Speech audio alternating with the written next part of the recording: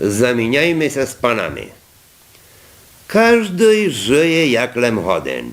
Ніє гроші, встав голоден, пензія, кіть робить плаца, закляло би їх до фраца, ніяк те не устає, бідувати обстає. Віллань, вода, газ, сміття ніч не рішать на життя.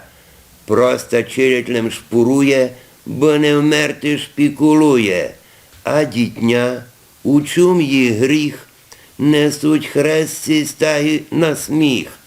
Ба за що вони бідувуть, чом над ними се збиткувуть, чом роботний наш руснак в краю жиє і жебрак. Урядники і п'явки вуссуть з нашої копійки. Зато Прага і Москва тягнуть таги мороква, тих руснаку, що бірувуть, на роботу самі льдувуть. Думу гроші заганявуть, файті жити помагавуть. Як нам вуйтенись із сього, що чинити до святого? Звідав я од руснаку, думку чув одних яннаку. От посланцю, уряднику, взяти плацу їх велику і дати їм місяць жити на то, що заробити годен в краю наш руснак. Ці не здохне неборак. Гроші сіх нараз поїсти, далі не лечи не сісти.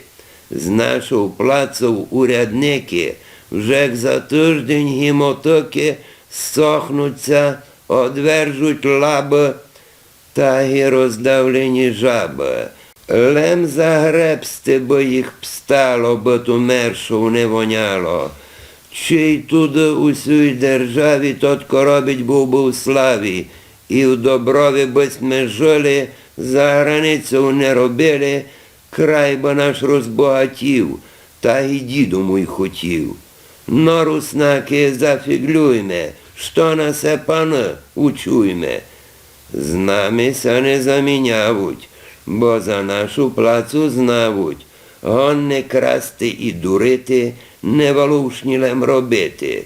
Замінятися із нами вунесуть вперед лабами. І зріз злодію пану, що туди, повіч, ану.